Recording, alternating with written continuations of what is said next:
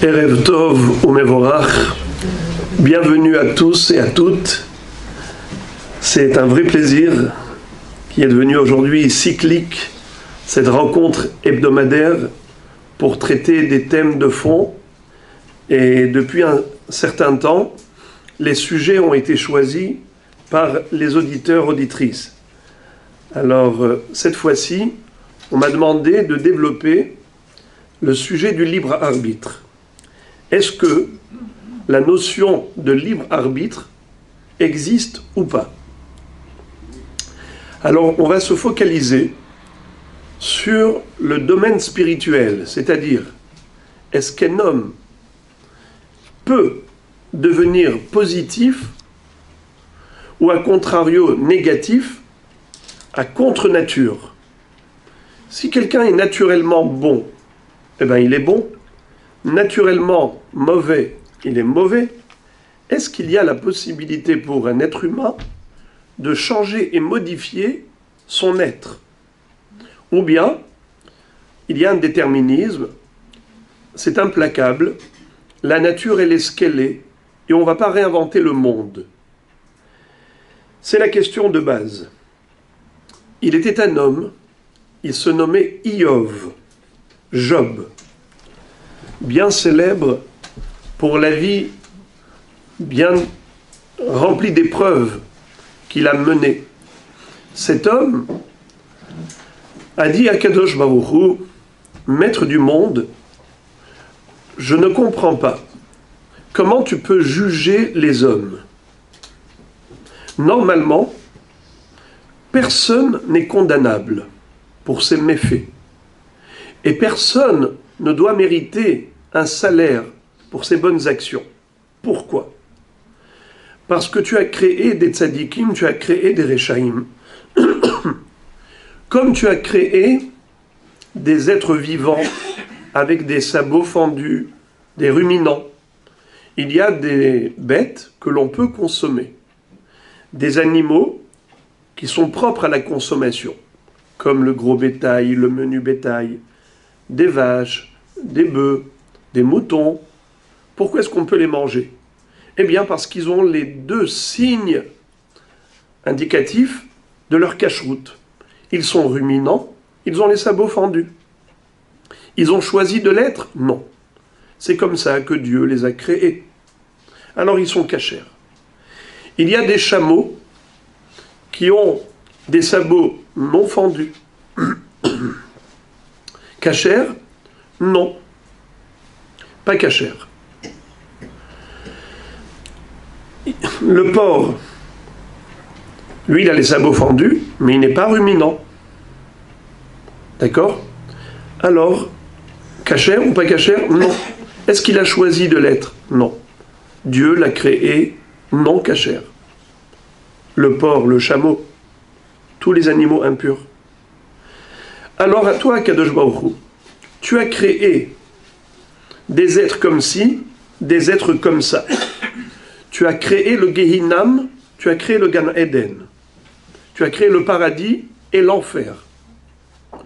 Tu as également créé des tzadikim qui vont au paradis. Tu as créé des rechaïm qui vont à l'enfer. Mais ce n'est pas juste. Si tu les as créés tels qu'ils sont, c'est comme ça qu'ils seront, tels qu'ils sont nés, ils resteront jusqu'à la fin de leur vie. Pourquoi est-ce que tu les condamnes à ces rechaïm?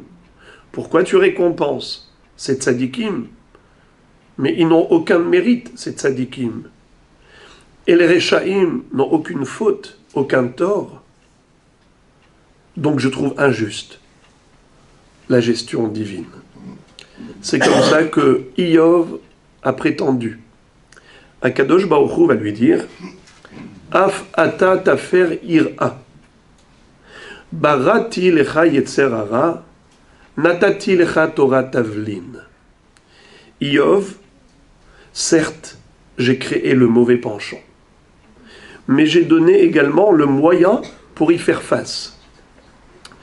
Je vous ai donné les armes, l'outil de travail pour mener le combat contre le Yetzer Hara durant toute la vie. Un peu comme un microbe, mais il y a l'antidote, l'antibiotique. J'ai créé en toi le penchant du mal et je t'ai donné la Neshama, la Torah, pour permettre à ta Neshama de maîtriser ton corps. Le corps et l'âme sont dans un combat permanent. Le corps qui tire vers le bas et l'âme qui hisse l'être vers le haut. Grâce à la Torah, tu peux te brancher sur le réseau divin. Tu peux te lier à Dieu. Et en effet, tu en auras les moyens. Et d'ailleurs, c'est un passouk. C'est un verset qui est clairement explicite dans la Torah. Re'e natati lefanecha, et ha'chaim ve'et ha'mavet, et ha'tov ve'et ha'ra, u'baharta b'chaim. Voici, j'ai mis devant toi deux chemins, celui du bien et du mal, celui de la vie et de la mort. Je te recommande de choisir la vie. U'baharta b'chaim. Choisis la vie, c'est-à-dire choisis de faire le bien qui te donnera le droit à la vie éternelle. Et Rambam Maïmonide a développé dans Ilchot Shuvah Perek He, dans le chapitre 5 des lois de la Teshuvah, Rambam dit la chose suivante. Reshut netuna lechol adam. Imratza lehatot atzmo lederech tova veliyot tzadik areshut beyado. Veim ratza lehatot atzmo lederech ra'a areshut beyado. Qu'est-ce que ça veut dire? L'homme, s'il souhaite s'orienter vers le bon sens, il le peut. S'il veut se diriger vers le mauvais sens, il le peut également. Hu shekatuv batorah. Maïmonide trouve la source à cette notion. La source de cette notion, c'est le passouk suivant. Quand Akadosh Baruch Hu a dit Hen ha'adam haya ke'achad mimenu la da'at tov vara. L'être humain ressemble aux êtres célestes, ressemble à Akadosh Baruch Hu. C'est-à-dire, il a été créé à l'image de Dieu. Et Rambam d'expliquer Hen minze shel ha'adam haya echad ba'olam ve'en lo min sheni domelo be'inyan ze. L'être humain, c'est la seule catégorie parmi les quatre, les minéraux, les végétaux, les animaux, c'est la seule espèce qui est dotée d'un libre arbitre. Les minéraux n'ont pas le choix d'être ce qu'ils sont, que d'être ce qu'ils sont. Ils ne peuvent pas être autrement. Les végétaux également, les animaux également. L'homme peut choisir d'être bon ou mauvais. C'est le libre arbitre.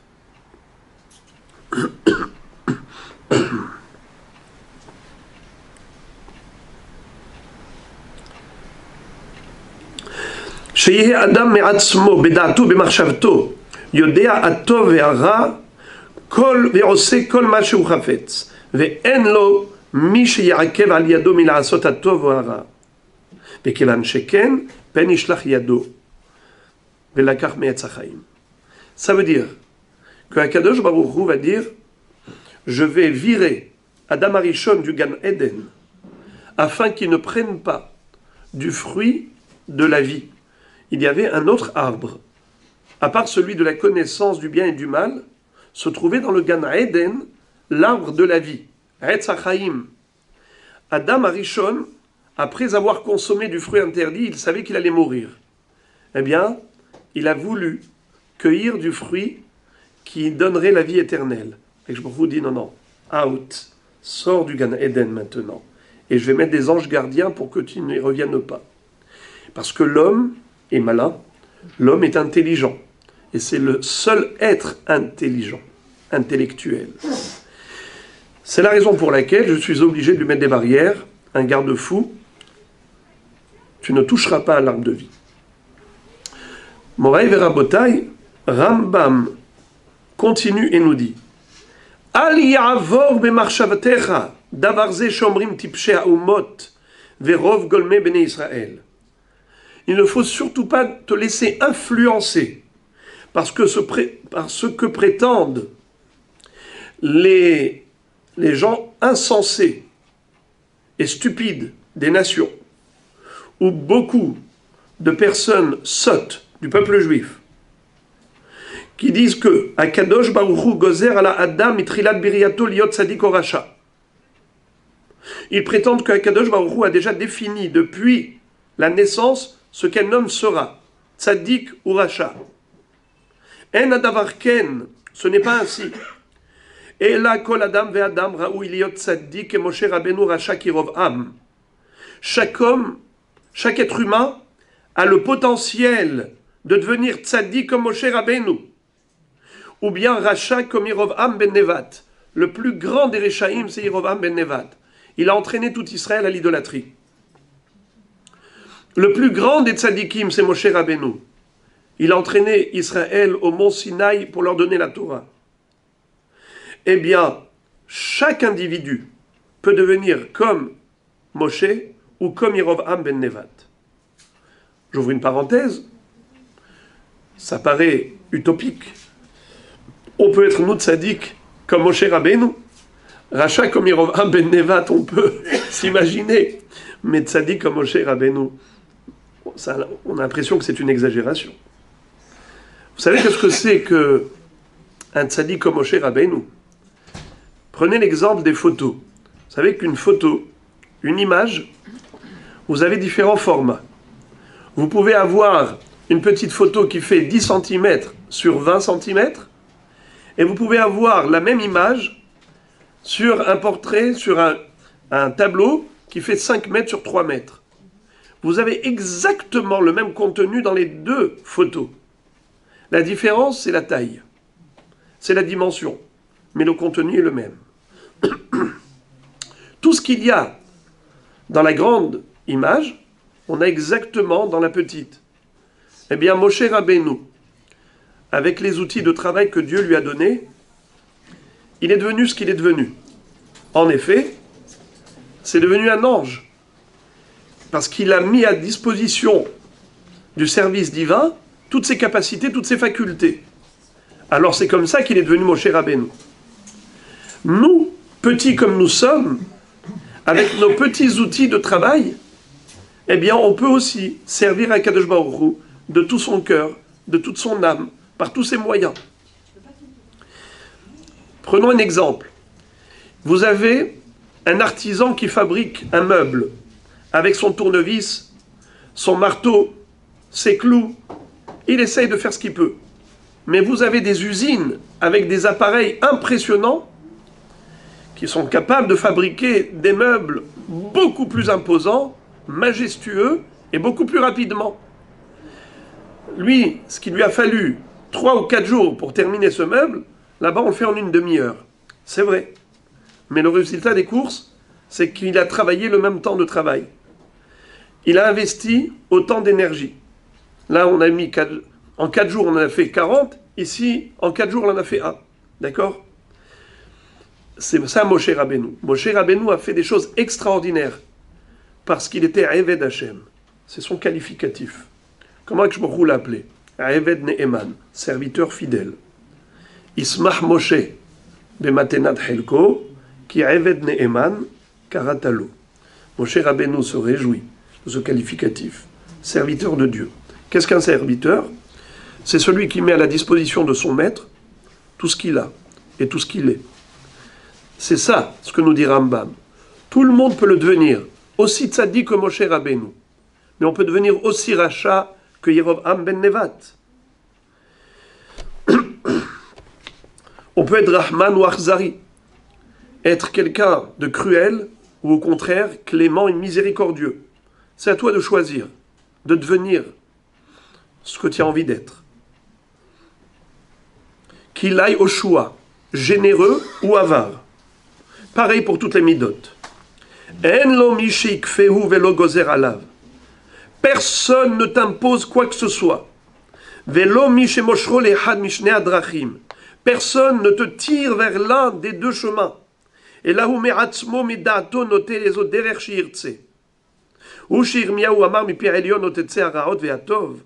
Klomar en abore gozer ala adam lo liot tov et lo liot ra. Ce n'est pas Kadosh Baruch Hu qui décide si tu seras bon ou mauvais, tzadik ou racha. C'est ton choix, c'est ton libre arbitre. C'est ce que dit Rambam. C'est la raison pour laquelle, en effet, on peut juger l'être humain. La justice divine existe. Pourquoi? Parce que finalement, c'est le choix de l'homme. Et c'est toute la raison d'être de ce monde. On l'a déjà expliqué dans les semaines précédentes que la raison pour laquelle Dieu a créé l'être humain sur terre, c'est pour justement lui donner le moyen de choisir entre le bien et le mal, afin que, par le biais de ses efforts, dans le choix du bien, il méritera tout le salaire infini dans le monde de l'éternité. Donc, justement, ce n'est que pour le libre arbitre que le monde fut créé. Sinon, ça n'a aucun sens. Pourquoi créer ce monde? Pourquoi mettre l'être humain dans ce bas monde? Autant le laisser là-haut, dans le monde des âmes. Jouir de la splendeur divine. Pourquoi descendre ici? Pourquoi nous soumettre à des épreuves? Justement, afin de mériter une bonne note sur l'interrogation, le test. L'examen consiste à voir qu'est-ce que l'homme va choisir, le bien ou le mal.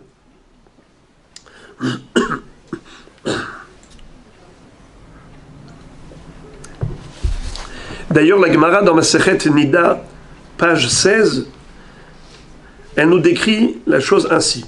Elle nous dit que lorsque, au moment de la conception, il y a un ange qui se nomme Laïla. C'est son nom, la nuit.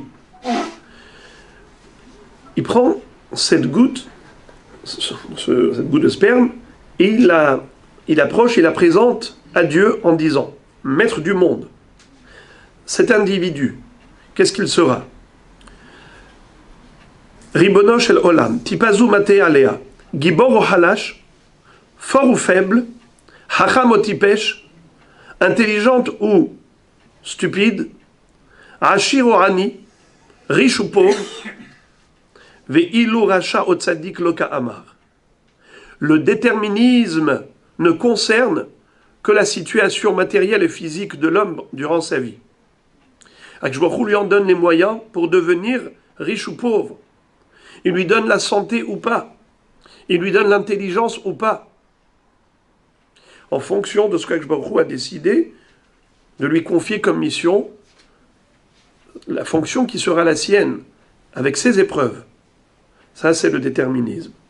C'est ce qu'Akshbaruch a décidé. En effet, avec la prière, avec des srouillottes, il y a la possibilité de faire évoluer son mazal. En mazal et Israël. Mais dans l'absolu, chaque individu arrive avec le chemin tracé. Par contre, Tzadik ou Racha, l'ange ne demande pas à Dieu qu'est-ce que deviendra cet homme, Tzadik ou Racha. Pourquoi? De Amar Rabbi Hanina, Hakol bide shamaim, chutz mirat shamaim. Tout est entre les mains du ciel, sauf la crainte du ciel. Akadosh Baruch Hu décide de tout. Tous les événements de notre vie, jusqu'au plus petit détail. Tout ce qui nous arrive, du matin au soir, la Gemara dit que, même si par exemple, on s'est cogné le petit doigt, c'est que là-haut dans le ciel, Akadosh Baruch Hu l'a décrété. En Adam nokef etzbaro milemata ilam ken machrizin alav milemala. Si quelqu'un fait rentrer sa main dans la poche pour faire sortir 3 pièces, il a fait sortir que 2, c'est aussi min hashamaim. Il a ce dérangement de faire entrer sa main une deuxième fois pour faire sortir la 3e pièce. Il aurait voulu que ce soit d'un trait, d'un coup. Une petite gêne d'aller chercher dans le porte-monnaie la pièce qu'il cherche. Il aurait bien voulu que la pointe soit faite facilement. Eh bien même ça, c'est une souffrance qui a été décrétée et décidée par Dieu. Vous êtes en train de chercher les clés de la voiture. Parfois vous les trouvez facilement, Parfois, on dit, mais c'est pas possible. Mais où est-ce que je les ai mises? Ça aussi, c'est une souffrance qui est décidée par Akadosh Baruch Hu. Mais une chose qu'Hachem ne prend aucune décision pour l'homme, c'est son choix de craindre Dieu ou de, chas v'shalom, se détourner de lui. La crainte de Dieu, c'est une chose que Dieu ne fera pas à notre place.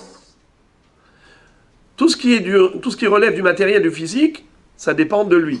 C'est lui qui a décidé, et le Chafetz Chaim va dire, faut pas que, quand tu donnes la tzedaka, que tu aies cette idée dans l'esprit, mais il n'a qu'à aller travailler, ce bonhomme. Pourquoi moi je bosse et je lui donne le fruit de mon labeur, qu'il aille lui travailler? Mais Akadosh Baruch Hu t'a donné à toi l'intelligence, t'a donné à toi cette vivacité d'esprit. Il t'a donné la fougue, la vigueur, le courage, l'initiative, l'esprit d'entreprise. Il t'a donné les outils de travail pour devenir riche. Et Akadosh Baruch Hu, à lui a donné justement le contraire. Quelqu'un qui se retrouve toujours dans un état d'inertie, de peur, c'est aussi des outils pour le laisser pauvre, pour que toi tu donnes la tzedaka, que tu fasses sa mitzvah. Hachem Itbarach, sait pourquoi il a décidé de faire de cet homme un riche, de cet homme un pauvre. Mais tu ne dois pas te dire, mais pourquoi il n'est pas riche comme moi? Il n'a qu'à travailler comme moi. Hachem Itbarach, c'est lui qui a décidé, depuis sa naissance, qu'ils deviennent, et d'ailleurs même parfois, ces gens essayent. Ils essayent des tentatives, ils essayent de percer, ils essayent de cartonner. Deux personnes qui ont exactement la même formation. Il y en a un qui a réussi à merveille, et d'autres encaissent que des échecs. Il subit. Pourquoi? Parce que Hashiro Ani, Gibor Halash, Hachamot Ipesh, c'est Dieu qui décide. Tzadik ou Racha, c'est ton propre choix. Akadosh Baruch Hu ne va pas s'immiscer là-dedans. Tu veux craindre Dieu? Il faut que tu travailles. On a peur de tout, sauf de Dieu. On a peur des maladies, on a peur des accidents, on a peur du terrorisme, on a peur de toutes sortes de choses. On a peur du lendemain, qu'est-ce qui va se passer? Mais peur de Dieu, ça c'est une crainte que tu dois développer en toi. Si tu ne travailles pas pour avoir cette crainte de Dieu, eh bien tu ne l'auras pas. Ce n'est pas naturel. Ça ne vient pas tout seul. C'est le fruit d'un investissement de toute une vie. Ve'ata Israël, ma Hashem Elohecha shoel me'imach ki im le'ira et Hashem. Et maintenant Israël, qu'est-ce que Dieu te demande? Qu'est-ce qu'il te réclame? De le craindre uniquement. Ça, c'est le travail qui est le nôtre. Alors,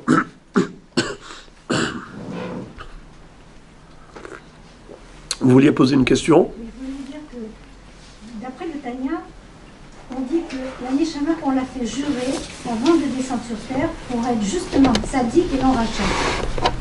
Et la Neshama jure avant de descendre. Donc elle a cette force en elle déjà en descendant.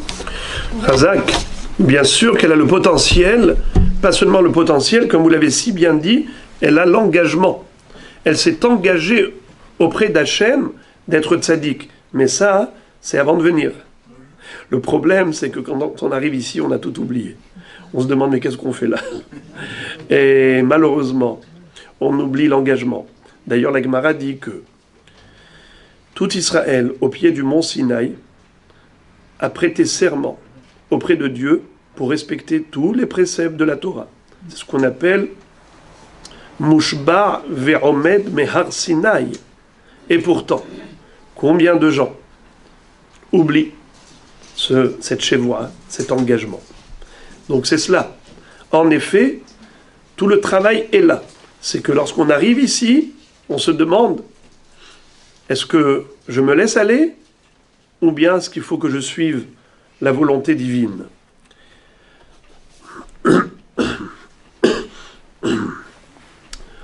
On a expliqué que l'objectif souhaité par Dieu en donnant le libre arbitre à l'homme pour choisir de devenir bon ou mauvais, c'était pour lui donner ensuite le droit au Olam Haba par le mérite de ses efforts personnels, par son investissement, par son travail. Le problème, c'est que la Gemara dit dans Maseret Kiddushin que le Yetzer Hara est tellement fort qu'il est invincible. Et que naturellement, l'homme n'a aucune chance de gagner, de vaincre cet ennemi. Le Yetzer Hara est de feu. On est de chair et de sang. On est ô combien faible par rapport à lui. Et la Gemara s'exprime dans ces termes. Yitzro shel Adam mitgaber ou mithadesh alav bechol yom. Ve'ilmale hakadosh baruch hu azro eno yachol lo. Sheneemar sofer rasha latzadik umevakesh lahamito Hashem lo ya'azvenu biyado ve'lo yarshi'enu biyishofto. Ça veut dire que le Yetzer Hara se renouvelle chaque jour. Il se renforce. Il arrive tous les jours avec des nouveaux arguments, des nouvelles propositions. Il ne souffre pas d'érosion du temps. Il n'est jamais démodé, le Yetzer Hara. Dès qu'il voit qu'on a compris son jeu, qu'on l'a démasqué, il arrive toujours avec une nouvelle proposition. Ah, mais celle-là, tu ne la connaissais pas. Nachon, il n'est jamais au chômage d'ailleurs. C'est le seul qui ne souffre pas de manque d'activité. Très, très, très actif, le Yetzer Hara. Se repose jamais. Mitgaber ou mitradesh. Et la Gemara de dire clairement, et si Dieu ne venait pas en aide pour aider l'homme, en aide à l'homme, bien l'individu n'aurait aucune chance. C'est pas possible. C'est un ange. On n'est que de chair et de sang.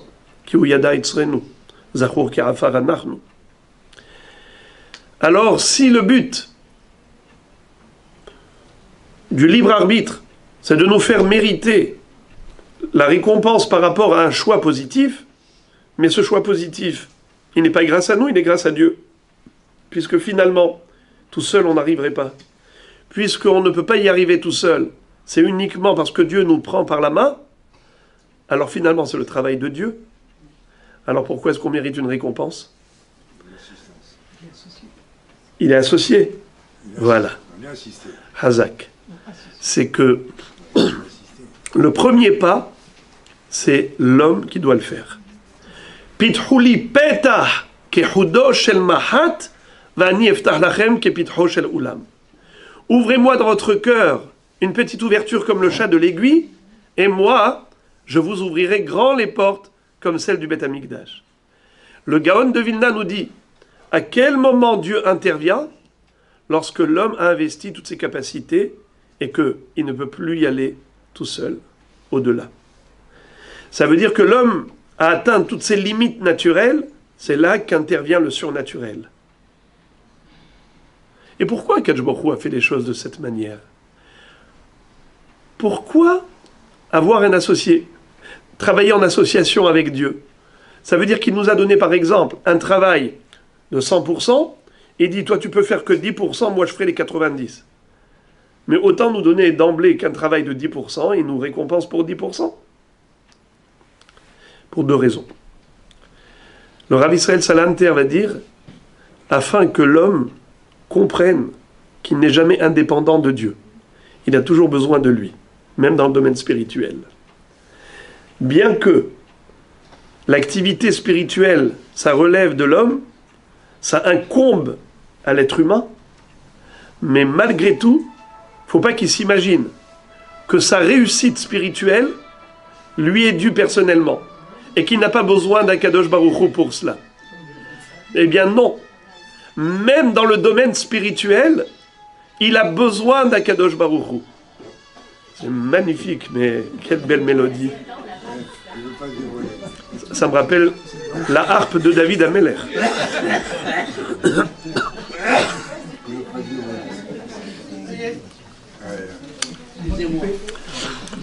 C'est la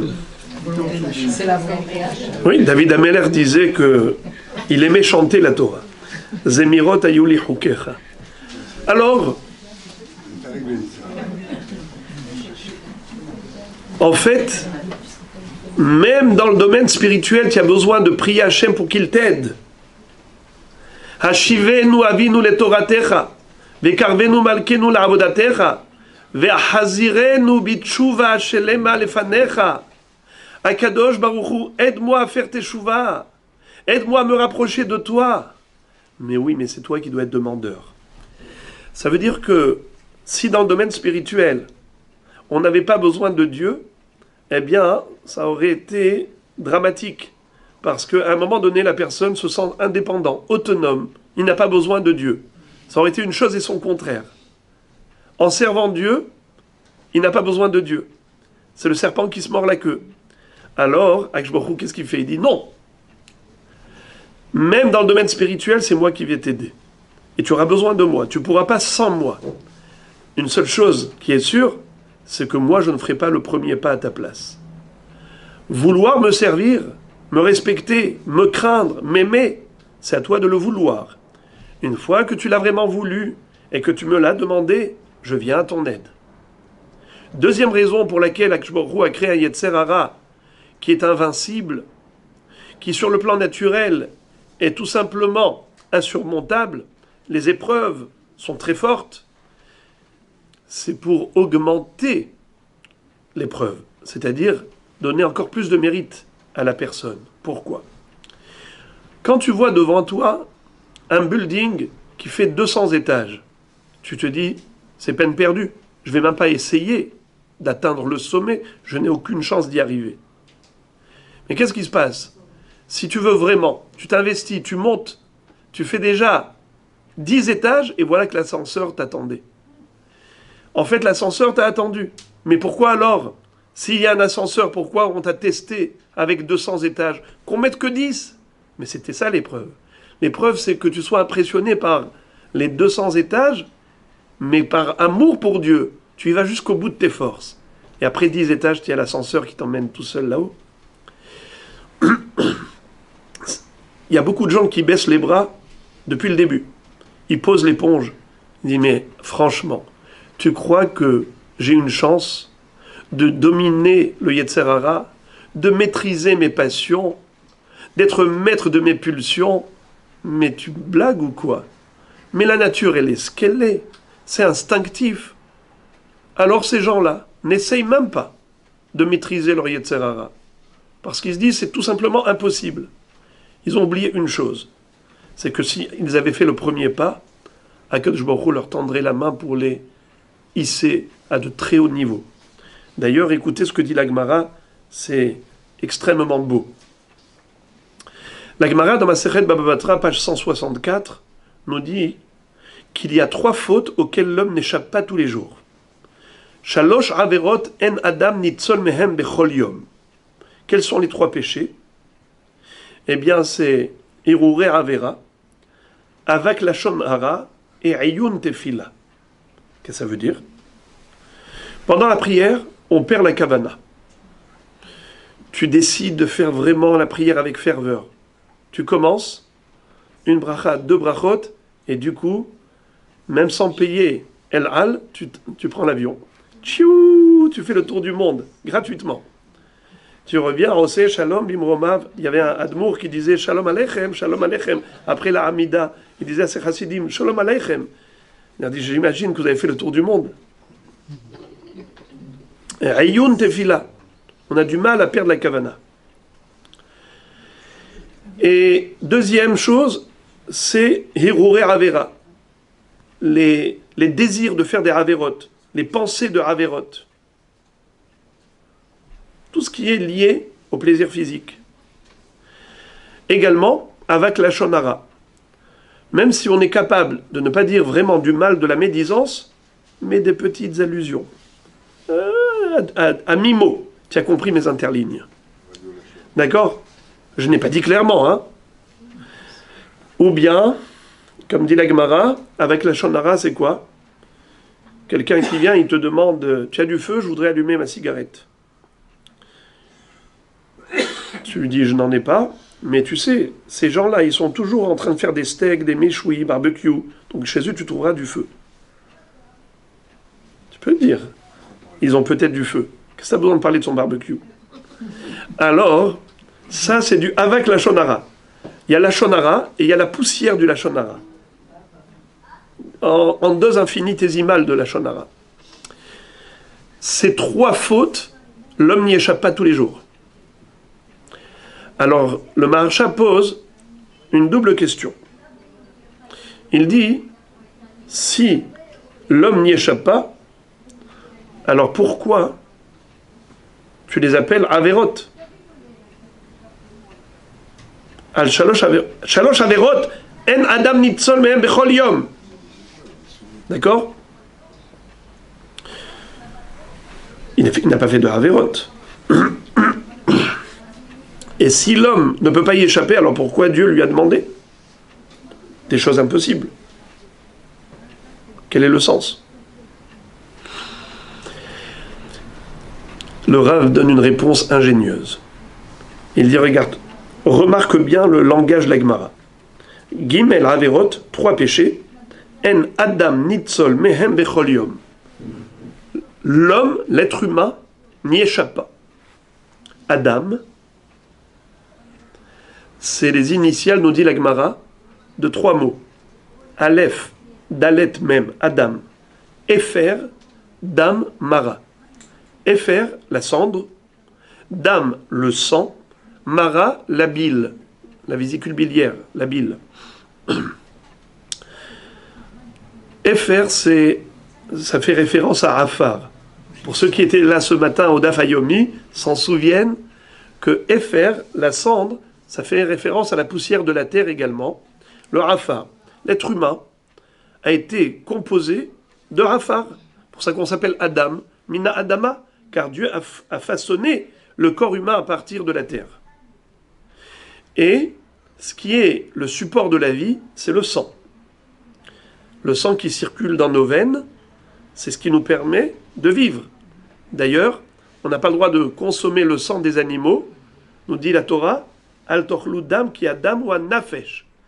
Ne mangez pas le sang, ne le consommez pas, c'est la vie, c'est le support de la vie. Si on enlève le sang à quelqu'un complètement, il est mort. Mara, c'est la bile.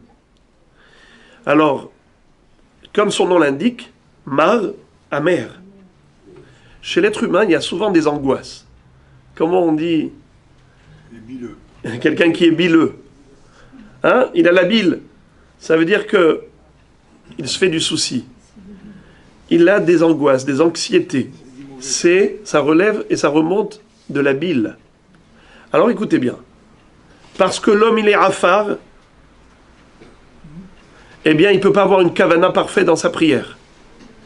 Dès que tu commences à t'élever dans ta pensée, dès que tu mets en avant ta partie intellect, qui est un neshama, tu veux t'envoler dans les hautes sphères célestes, parce que tu veux te rattacher à Dieu, tu veux te rapprocher de ton Créateur, dans la prière, tu ne veux penser qu'à Dieu. Malheureusement, le corps, qu'est-ce qu'il fait? Il dit à ta neshama, « Eh oh, stop, ne monte pas trop haut, redescends sur terre. » Quand vous prenez une pierre, vous la jetez vers le haut, qu'est-ce qui se passe? Elle retombe immédiatement. L'attraction terrestre. Le corps humain, il est pétri avec de la terre. Alors la neshama veut monter là-haut, mais le corps la ramène vers le bas. Voilà pourquoi on n'arrive pas à maintenir une kavana parfaite durant toute la Hamida. On est né handicapé, comme vous dites. Deuxième chose, c'est le sang. Le sang, c'est quoi? C'est toujours à 37 degrés. C'est la température ambiante d'un être humain. C'est cette chaleur, cette énergie. L'énergie de l'être fait qu'il a toujours soif de plaisir. Il est avide de bonheur. Il recherche les plaisirs physiques. Il a le sang chaud. D'accord? Tu es chaud, allez. Tu es chaud pour ce soir? Allez, on y va. Vous entendez les jeunes comment ils parlent. D'accord? Tu es chaud. Pourquoi ils ont choisi le mot tu es chaud? La chaleur du sang, ça exprime la vitalité de l'être. L'homme est vivant. Et comme l'animal qui est toujours à l'affût de son besoin, eh bien l'être humain aussi, il est toujours aux aguets. Où est-ce que je peux tirer un peu de plaisir par-ci, par-là? Un petit moment de kiff, de bonheur. Une petite partie de plaisir. Ça provient du sang. Aleph, Dalet. Efer, Dam. Même Mara. Donc les hirurei avera, les mauvaises pensées, ça provient de quoi? Du dam. Troisième partie de l'être, mara. L'amertume, l'angoisse. Ça, c'est ce qui cause le lachon hara. Pourquoi tu fais du lachon hara? Parce que tu en veux au monde entier. Tout le monde t'a fait du mal. Et celui-là, et celui-là, et celui-là. Celle-là, et celle-là, et celle-là. Donc, comme les gilets jaunes, exactement. Il faut porter les gilets jaunes avant de dire du lachon hara. D'accord? Comme ça, on se justifie. Ça, c'est la mara, la rama qui est en toi, qui remonte à la surface et qui fait que tu es amer. Au lieu de chercher chez toi la solution, tu vas trouver chez l'autre la culpabilité. C'est les autres qui sont fautifs et qui sont la cause de tes problèmes. Ton amertume entraîne le lachon hara. Parce que tu cherches des coupables. Tu en trouveras toujours. Alors, Shalosh averot en adam nitzol mehem bechol yom. Le Maharsha nous dit Adam, parce qu'on est Adam, Aleph, Dalet, même, Efer, Dam, Mara, c'est la raison pour laquelle on n'échappe pas à ces 3 péchés tous les jours. Alors, où est notre tort dans ce cas-là? On n'est pas jugeable, on n'est pas condamnable. Ce n'est pas de notre faute. Si c'est une fatalité. Réponse, écoutez quelque chose de très fort. Il dit c'est vrai. Ça c'est par rapport au Adam, par rapport à la partie Adama, la partie charnelle de notre être. Mais on n'est pas que chair. On n'est pas une bête. On a en nous une Neshama Tehora Kedosha, qui est une particule divine. Ner Hashem Nishmat Adam. L'âme de l'homme, c'est une lumière divine qui est claire en nous, qui est notre esprit. Eh bien ça, c'est ce qui peut nous donner la possibilité d'être comme un ange. Il y a en nous la partie angélique, la neshama, la partie bestiale, le corps. Qui va entraîner l'autre? Est-ce que c'est la bête qui va entraîner l'ange? Ou est-ce que c'est l'ange qui va se servir de la bête comme un cavalier qui se sert du cheval pour arriver à destination?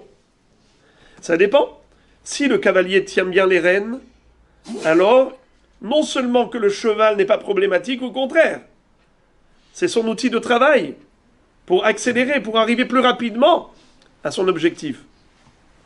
Mais si c'est un débutant qui ne sait pas tenir les rênes, le cheval l'entraîne là où il veut.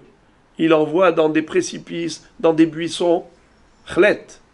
Ça, c'est le choix qu'a l'homme, soit de descendre et de ramener sa neshama vers le niveau bestial, ou au contraire, de ramener son corps au niveau angélique. C'est ça le libre arbitre.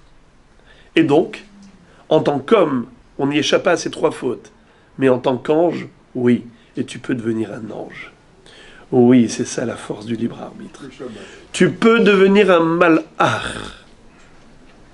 Ça voudrait dire, je m'excuse, ça voudrait dire que dans le domaine de Torah Mitzvot, alors on a le libre arbitre de faire ou ne pas faire, finalement. Et dans le domaine autre, eh bien là, on n'a pas le libre arbitre. Exactement. Exactement. Dans l'autre domaine, on fait ce qu'on peut, mais il y a des fatalités. C'est-à-dire, la personne, elle peut essayer de se préserver au niveau de la santé, mais malheureusement, Hachem Yatzilenu, il y a des maladies, il y a des accidents, il y a des choses qui échappent totalement à l'homme. La personne, elle doit faire le nécessaire. C'est écrit par exemple qu'il y a une mitzvah de maraqué. Quand on construit une maison, on a l'obligation de mettre un parapet sur le toit, afin d'empêcher les gens de tomber, pour qu'il n'y ait pas, chas v'shalom, des accidents. Eh bien, ça, c'est une obligation. Mais, malgré toutes les vigilances, est-ce que la personne est maître de toute sa vie, de tout ce qui lui arrive? Il y a des choses qui sont indépendantes de sa volonté. Alors maintenant, d'après cela, en fonction de cette compréhension que l'être humain a le pouvoir de devenir un ange, on va comprendre quelque chose de très beau. Dans Parashat Be'alotra, la Torah nous raconte 3 épisodes malheureux du peuple juif dans le désert. Première chose, première épreuve, c'est lorsque les Bnei Israël se sont plaints de la manne céleste. Ils sont mis à critiquer en disant « Mais qu'est-ce que c'est que cette manne-là ? On mange que de la manne le matin, la manne le soir, il y en a marre. Nafshenu katsab alechem akelokel. Un jour, on va exploser avec cette manne parce qu'ils n'allaient pas aux toilettes. Dieu leur avait fait cette faveur dans le désert pour ne pas avoir besoin d'évacuer les déchets corporels. Eh bien, tout était absorbé par le corps. Au lieu de dire merci, ils ont dit, mais c'est pas possible. Un être humain, forcément, doit dégager le surplus, les excédents. Or, nous, on va jamais aux toilettes. Ça veut dire quoi? Un jour, on va exploser. Eh bien, en plus de cela, ils ont dit, on veut de la viande, on veut de la bonne chair. Akshborou dit, pourquoi il vous en manquait? Ils avaient tous des troupeaux là-bas, Bnei Gad et Bnei Reuven. Ils cherchaient de quoi se plaindre. On est très fort en matière de plainte. Alors, qu'est-ce qui s'est passé? Akshborou leur a envoyé la caille. Mais malheureusement, ces cailles-là n'ont pas fait long feu. Après 30 jours, ils sont morts étouffés, asphyxiés pendant qu'ils mangeaient cette caille.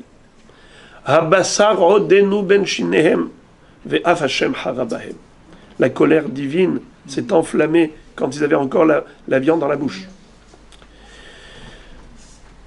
Premier malheur. Le deuxième, c'est lorsqu'ils se sont plaints du voyage, du trajet. Akshborou a pressé le pas, a accéléré le processus du voyage du Har Sinaï vers Eretz Israël, plutôt d'Égypte vers Eretz Israël. Et eux, au lieu de dire « Superbe, on arrive très bientôt en Eretz Israël », au lieu de dire « Merci », « Oh là là, ça fait 3 jours qu'on voyage ». Mitonenim, les plaignants. Encore malheureusement un malheur, il y a un feu céleste qui a frappé et foudroyé une partie du peuple.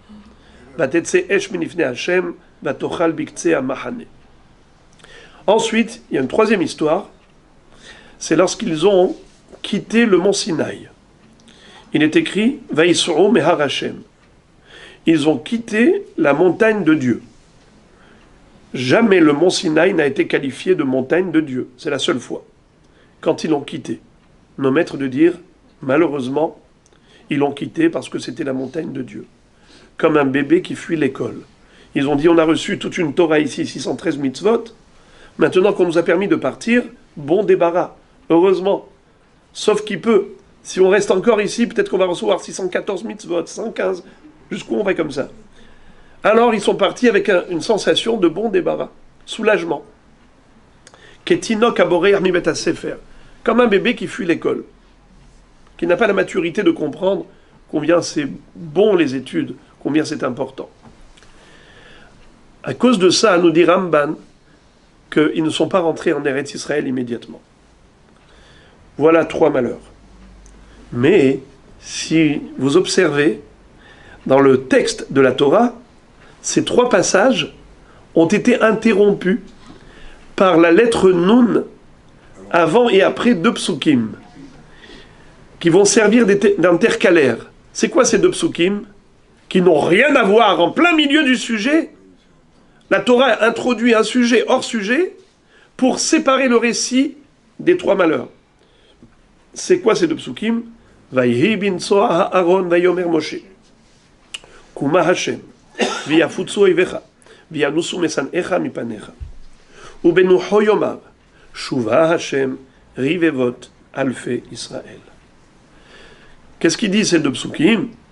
Que lorsqu'Israël voyageait dans le désert, Moshe Rabbeinu disait à Kadosh Baruch Hu, s'il te plaît Hashem, le moment est arrivé de partir, de quitter le lieu du campement. Kuma Hashem, lève-toi, ô Éternel. Fais fuir tous nos ennemis, tes ennemis, car nos ennemis sont tes ennemis. Celui qui en veut à Israël s'attaque à Dieu directement, comme le prince et le roi. Celui qui fait du mal au prince, eh bien, il a porté atteinte à son père, le roi. Ensuite, quand il fallait s'installer dans un camp, dans le désert, qu'est-ce que disait Moshe Rabbeinu? Shuva Hashem. S'il te plaît, Akadosh Baruch Hu. On s'installe ici.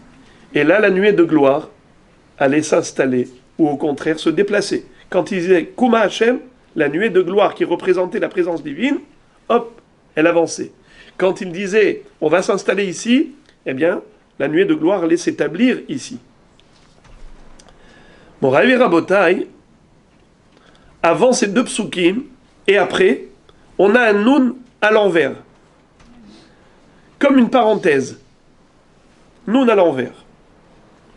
Pour dire, ces deux psukim n'ont rien à faire ici.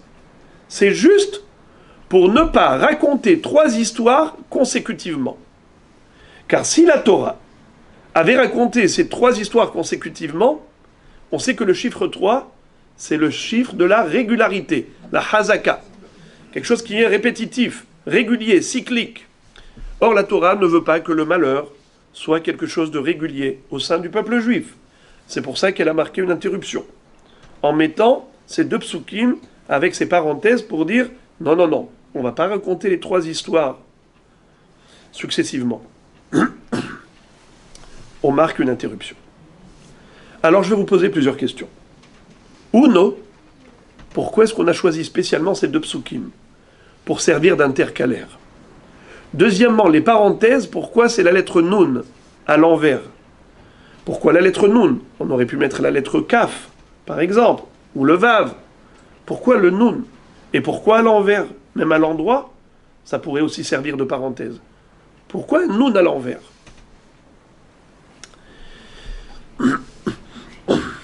Et en plus, que ça change? La réalité, elle est ce qu'elle est. Il y a eu trois malheurs consécutivement, c'est pas parce qu'on va nous le raconter avec interruption que ça va changer la réalité. Réponse. La lettre Nun, nous dit la Gemara dans Maseret Brachot, c'est la seule lettre qui ne figure pas dans le psaume de Ashrei Yoshve Betecha. David Amelech a composé le psaume Ashrei Yoshve Betecha, Odia Lelucha Sela, Ashrei Am Shekachalo, et ainsi de suite. Aromimcha Hashem. On commence par Aromimcha Aleph. Bechol Yom Avarecheka, Bet. Gadol Hashem Ulal Meot Gimel. C'est tout l'alphabet. Laquelle lettre est absente? Nun. Pourquoi? La Gemara de dire que la lettre Nun, David Amelech n'a pas voulu la mettre en relief, lui accorder de l'importance, car elle symbolise la chute d'Israël. Comme dit le Pasuk, Nafla, Lotosifkum, Betulat Israël. Israël est tombé. Quoi? Il ne va pas se relever de cette chute. Voilà pourquoi David Amelech ne va pas mettre la lettre Nun. Mais après Nun, quelle est la lettre de l'alphabet? C'est Samer. Qu'est-ce que va dire David Amelech? Somer Hashem lechol hanoflim. Dieu soutient tous ceux qui tombent. Il n'a pas mis la lettre Nun qui est Nafla, mais il dit le contraire. Somer Hashem lechol hanoflim. Dieu soutient et appuie ceux qui tombent. Alors, une fois qu'on a compris que la lettre Nun représente la chute, on va comprendre que Am Israël, c'est vrai, il a chuté plusieurs fois. Il a trébuché dans différentes fautes durant la traversée du désert, depuis la sortie d'Égypte jusqu'à l'arrivée en Israël. La Torah nous raconte différentes erreurs de nos ancêtres. Asara Nisyonot, Nisu Avotenu Akadosh Baruch Hu. Ils ont malheureusement commis 10 fautes. Est-ce qu'on peut compter les nôtres? Eux, en 40 ans, ils en ont fait 10. Ces 10 fautes-là, Rabotai, est-ce que c'était un système de vie? Non. Parfois, malheureusement, l'homme, par orgueil, pour ne pas avouer son erreur, il va trouver des arguments, se réfugier derrière toutes sortes de prétextes pour dire « Non, non, j'ai raison. Je ne me trompe pas. Oui, oui, je sais ce que je fais. Oui, oui, je suis conscient de ce que je fais. » Tu t'es trompé. C'est pas grave, l'erreur est humaine. Tu peux faire tes chouvas. Avoue la faute et repens-toi. Malheureusement, une erreur peut se transformer en un système de vie, un mode de vie. Ce n'était pas le cas de nos ancêtres. Nos ancêtres, même quand ils ont trébuché, ils ont commis une erreur. Sheva, Ipol, Tzadik, Vekam. Le Tzadik, il tombe 7 fois, mais il se redresse. Il se relève de sa chute. Un Tzadik, c'est pas quelqu'un qui n'a jamais fauté. Un Tzadik, c'est quelqu'un qui est capable de se relever après chaque chute. Sheva, Ipol, Tzadik, Vekam. Le chiffre 7 est symbole de pluriel.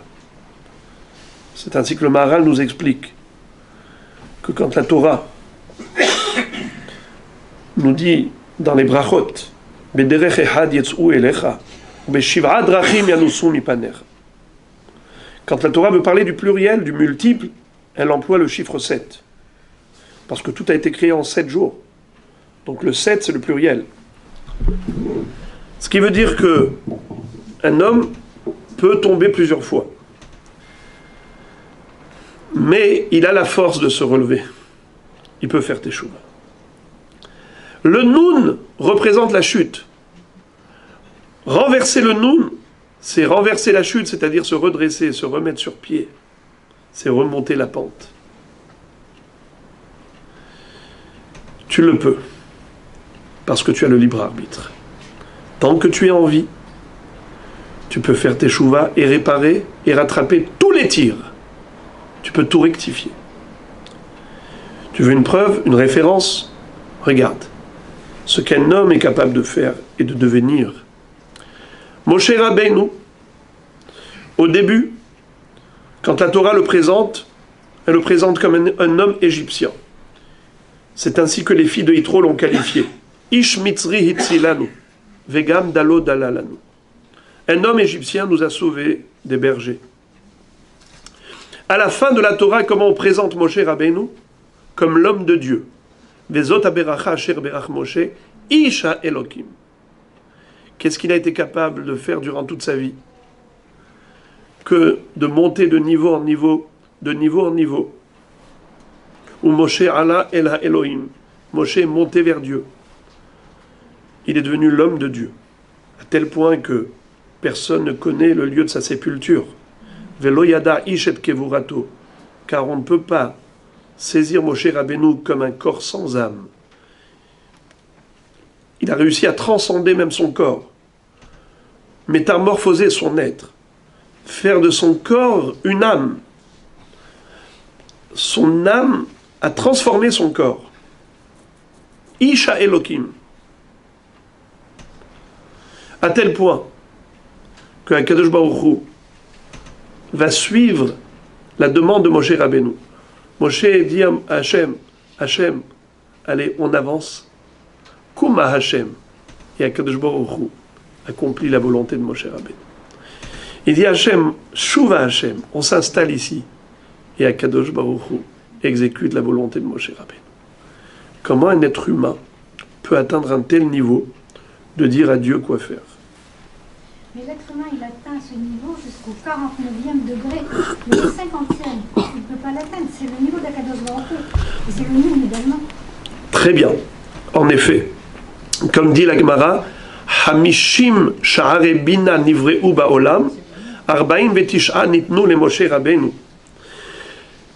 Sheneemar vatechassereu me'at me'elokim, vechavod vehadar te'atereu. Il y a 50 niveaux de sagesse, 49 ont été donnés à Moshe Rabbeinu. Le 50e, il n'est pas possible pour un être humain, dans ce monde, de l'atteindre. Ce n'est qu'après 120 ans. Donc, là, pourquoi on a choisi ces deux psukim comme intercalaires? Pour dire qu'en effet, entre une chute et l'autre, les Juifs se sont relevés. Ils se sont redressés. Comment? Par la force du libre arbitre. Une personne qui a été dotée du libre arbitre, elle doit le savoir qu'elle peut monter toujours très très haut, à de très hauts niveaux. Jamais baisser les bras. Tant qu'il y a de la vie, il y a de l'espoir. Tu peux faire une teshuva shelema. Comme a dit le Rambam. Reshut netuna lechol adam liot tzaddik et Moshe Rabbeinu. Et Rabbi Yochanan disait que là où les Baalei Teshuva arrivent, même les tzadikim parfaits ne peuvent pas atteindre ce niveau. Il y a encore beaucoup à dire, mais comme la montre tourne sans scrupule, elle n'a pas pitié de nous. Alors je vais abréger, je vais aller directement à ce que dit le Raphaïm de Vologine, que l'être humain, par son libre arbitre, il est capable d'influencer pas seulement le monde terrestre, mais même le monde céleste. C'est-à-dire, à l'époque du déluge, on le sait, lorsque les hommes ont fauté, ils ont dépravé même la nature, c'est-à-dire que même les animaux sont devenus débauchés. Les espèces ne se respectaient plus, c'est-à-dire qu'ils n'allaient plus avec leur espèce. Le mâle de cette catégorie allait avec la femelle d'une autre catégorie. Chose incroyable, c'est impensable. Mais pourquoi c'était comme ça? Kishhit kol basar et darko ala haaretz. Parce que l'homme a choisi la débauche, eh bien, il a dénaturé le monde lui-même. Pas seulement le monde animal, même végétal. On plantait dans la terre des graines de blé, ça donnait de l'orge. Pourquoi? Parce que lorsqu'Akadosh Baruch Hu a placé Adam dans le Gan Eden, il lui a dit, sache que toi tu es la couronne de la création. Les minéraux, les végétaux, les animaux ont été créés pour toi. Tamshileu b'ma'aseh yadecha kol shatat ahad raglav, dit le pasuk dans Tehilim. L'homme, c'est la couronne de la création. Hachem l'a mis dans un monde où il peut exploiter toute la nature, mais il peut l'influencer également. Et Hachem a pris Adam Arishon par la main. Il lui fait faire un tour du paradis, du Gan Eden, et il lui dit, Re'e, kol ma shebarati bishvilcha barati. Tout ce que j'ai créé pour toi. Tenda techa shelo tekalkel vetahriv et olami. Prends à cœur de ne pas détruire mon monde. Qu'est-ce que ça veut dire détruire mon monde? Tout ce que tu fais agit sur le monde. Aujourd'hui, on comprend cela sur le plan physique. La pollution. Quand on dit que même la couche d'ozone a été atteinte. On ne sait plus quoi faire avec le réchauffement climatique. La pollution. Comment l'homme est capable de polluer l'atmosphère. Il y a des microbes. Des gens qui rentrent dans les hôpitaux et qui ressortent plus malades que ce qu'ils sont arrivés. Il y a des microbes que l'homme peut dégager. Ça, on le comprend par rapport à la nature matérielle du monde. Il faut savoir que c'est pareil sur le plan spirituel. Nos actions influencent et impactent la nature. Le Raphaïm de Vologine nous dit que c'est pareil là-haut. Dieu a lié tous les mondes à l'homme. L'homme, il tire les ficelles de l'histoire. Il va dire à tel point, la Neshama du Ben Israël, étant donné que sa place elle est dans le trône divin, si un homme a une mauvaise pensée, il fait plus de mal que Titus qui a détruit le Beth Amikdash. Parce que la Neshama du Ben Israël, elle est très très très élevée. Alors que Titus, il a détruit le Beth Amikdash en bas. Il a cassé des pierres. Mais un Ben Israël, il peut détruire le Beth Amikdash de là-haut. Parce que sa Neshama est très élevée. Donc, il nous dit, Teno'oz l'Elohim, faites du bien. En faisant du bien, vous donnez la force à Dieu de déverser sur vous tout le bien du monde, tout le bonheur du monde. Teno'oz l'Elohim, vous entendez ces trois mots? Donner la force à Dieu. Ça veut dire quoi ça? Parce que Dieu veut nous donner en fonction de nos actions. Akadosh Baruch Hu agit en fonction de nos actions. Tsur yeladecha teshi. Le pasuk dans Parashat Haazinu nous dit, vous affaiblissez Dieu. Ça veut dire quoi, vous affaiblissez Dieu? Dieu veut nous donner du bonheur. On l'empêche. Comment? Par nos mauvaises actions. On appuie sur les mauvais boutons. Appuie sur les boutons qui allument la lumière, pas sur ceux qui l'éteignent. Quand tu fais des mitzvot, tu éclaires tous les mondes. Quand tu fais des avérotes, tu les détruis. Parce que la couronne de la création, c'est l'être humain. Ça, c'est la force du libre arbitre. Je vais terminer avec la fameuse question du Rambam, qui est une question philosophique que tout le monde aime poser dès qu'on parle du libre arbitre. Est-ce que Dieu sait ce qu'on va devenir tzaddik ou racha? Il le sait? Oui, il sait.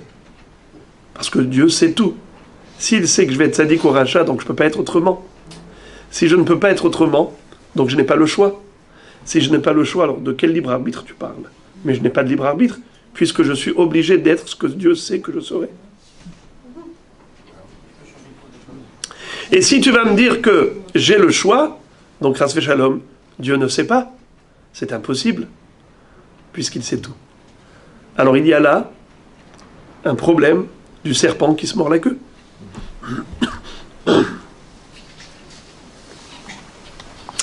C'est ce qu'on appelle la contradiction entre la Yedira et la Bechira. La contradiction entre la connaissance de Dieu et le choix de l'homme. Rambam répond en disant que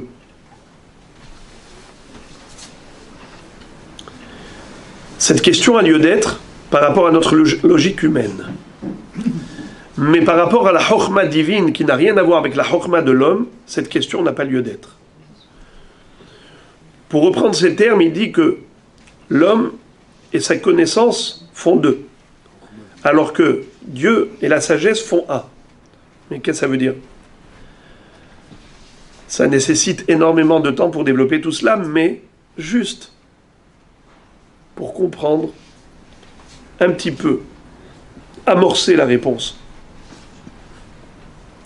Imaginez-vous dans l'espace. Il y a deux éléments qui sont les cadres de notre vie. Le temps et l'espace. Le temps, c'est le passé, le présent et le futur. L'espace, il y a un endroit duquel on est venu, il y a l'endroit où on se trouve, et il y a l'endroit où on va aller tout à l'heure. Il y a trois espaces. D'où on vient, où on est et où on va. Est-ce que vous voyez d'où vous êtes venu? Non. Vous étiez quelque part tout à l'heure. Vous ne voyez pas ça maintenant. Est-ce que vous voyez là où vous allez aller tout à l'heure? Non, vous ne voyez pas. Mais si je me trouve dans un hélicoptère, j'ai une vue de haut. Vue de haut. L'hélicoptère, qu'est-ce que je vois? Je vois l'endroit duquel vous êtes venu, dans lequel vous êtes, et l'endroit dans lequel vous allez aller. Parce que, d'en haut, je vois les trois endroits en même temps. Je ne suis pas limité dans mon champ de vision par rapport à l'espace. Dieu n'est pas limité dans le temps. La notion du temps est un cadre qui limite l'être humain, pas Dieu. Dieu, pour lui, sa vision est infinie. Ça veut dire le passé à l'infini avec le futur à l'infini fusionnent en même temps, à l'instant présent. Il voit le futur, mais il ne l'influe pas. Ça veut dire Dieu n'impose pas à l'homme de choisir le bien ou le mal. C'est un choix arbitraire. Mais Dieu voit ce que l'homme va choisir. Il lui laisse le choix du bien et du mal, de s'orienter dans l'une des deux directions. Mais Akadosh Baruch Hu sait qu'est-ce que l'homme va choisir parce qu'il voit déjà le futur au présent. Vu de haut.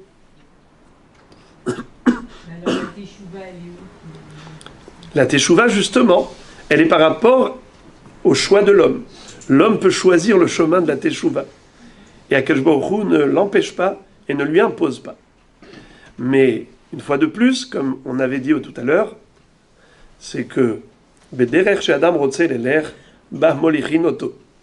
le chemin que l'homme a choisi d'entreprendre, c'est dans celui-ci qu'on l'aidera à évoluer. Si une personne a décidé de soumettre son existence à la volonté divine, d'investir sa vie pour Dieu, eh bien que je me l'aidera. Et rien n'est impossible. Le mot ratson, qui veut dire la volonté, c'est les mêmes lettres que tsinor. Qu'est-ce que c'est que tsinor? Un tuyau, un canal. Le ratson, c'est le tsinor, le canal qui nous permet d'obtenir l'aide d'Akadosh Baruch Hu dans un sens, ou dans l'autre, c'est notre volonté. Si on a du ratson pour faire le bien, eh bien on y parviendra. Il faut juste le vouloir.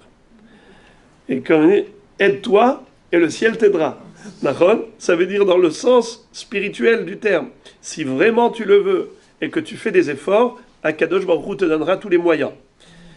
Je me permettrai de dire que la chance que nous avons de nous retrouver tous ensemble réunis pour faire du bien, pour étudier la Torah, pour partager des beaux moments de grande élévation spirituelle où on joint l'utile à l'agréable, Ismach Moshe, la Simra avec Torah Moshe, ça fait partie de l'aide d'Akadosh Baruch Hu. Parce que quelqu'un qui veut évoluer dans la Torah, Akadosh Baruch Hu lui en donne les moyens, c'est-à-dire il lui organise les conditions nécessaires. Quelqu'un qui choisit le mal, Akadosh Baruch Hu lui ouvre les portes. Abalitame potrino, il va trouver les contextes et les circonstances et les conditions et le cadre négatif pour pouvoir, chas shalom, s'éloigner de Dieu. Mais celui qui veut se rapprocher d'Akadosh Baruch Hu, il lui tend la main. Écoutez le mot de la fin. Olam hazeh, olam haba. Les deux mondes ont été créés avec quelle lettre? La lettre Yud et la lettre He. Comme dit le pasuk, Ki beya Hashem tsur olamim. Akadosh Baruch Hu a créé les deux mondes, olamim. Avec quoi? Beya. C'est quoi? C'est le nom d'Hachem. Le Yud et le He. Olam haba avec quelle lettre? Yud. C'est la plus petite lettre de l'alphabet. Yud. Pourquoi? La Gemara dit parce que les tzadikim sont peu nombreux dans le Olam Haba. Ceux qui vont directement au Gan Eden sont peu nombreux. Am Israël, par rapport à toute l'humanité, sont combien? Peu nombreux. Yud. Un petit peuple. Ça, c'est Olam Haba. Olam Hazeh, ce monde-ci a été créé avec quelle lettre? He. Pourquoi la lettre He? Olam Hazeh le Arsadra hu domé. Ce monde-ci ressemble à un préau. Comme un préau qui a 3 murs. Les 2 murs latéraux et la façade de la maison. Ça s'appelle Arsadra. La lettre He, elle a 3 barres. N'est-ce pas? En haut, sur le côté, et une 3e. Mais le 4e côté est totalement ouvert. Pourquoi? La Gemara nous dit dans Masechet Menachot que c'est pour nous dire Kol harotse latzet le tarbut ra'a yetse. Celui qui veut sortir du monde d'Akadosh Baruch Hu, du monde du He, la porte est ouverte. Personne t'impose la Torah. Personne t'impose le Emet. Tu peux aller dans le Sheker. Vas-y. C'est ton choix. Mais la 3e barre, elle n'est pas collée au toit. Pourquoi?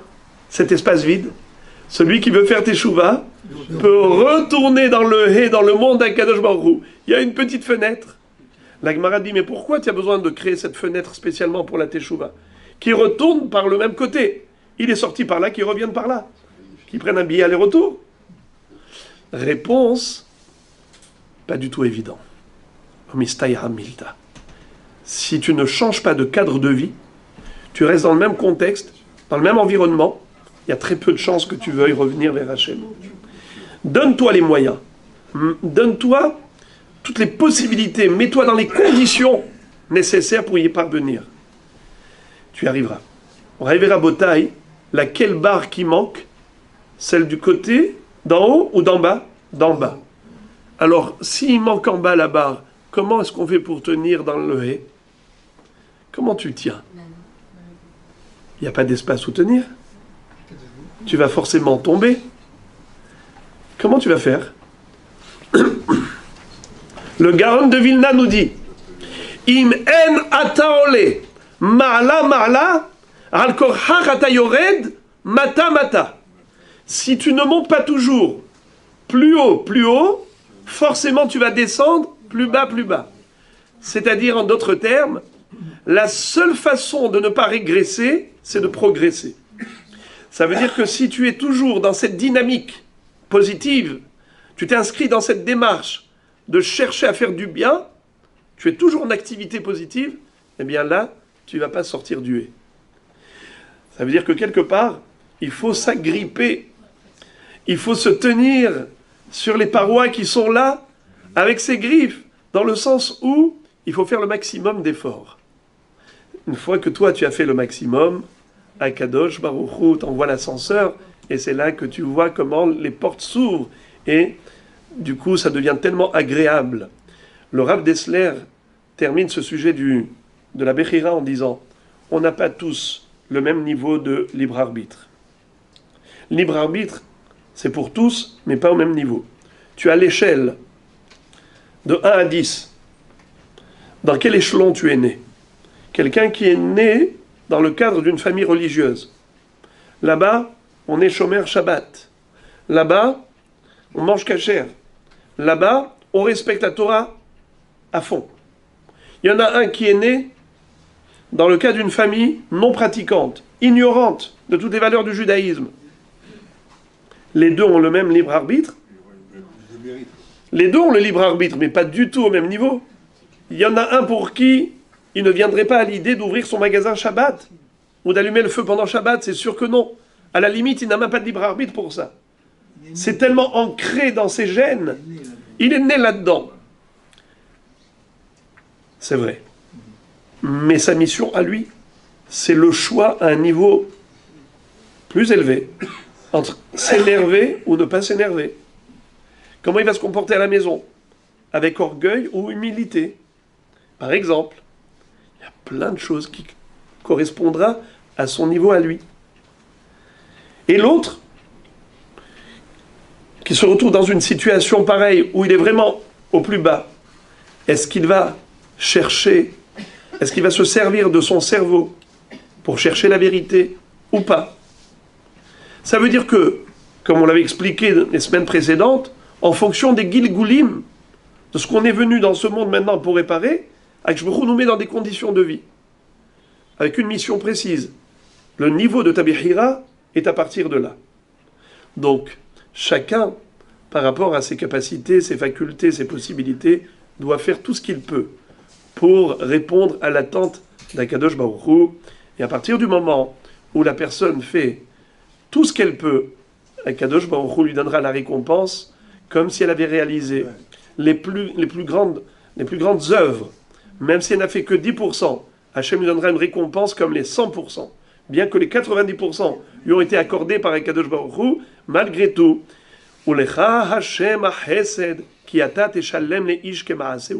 la bonté divine est telle qu'il donne à l'homme une récompense et un salaire comme si c'était lui qui avait effectué tout le travail.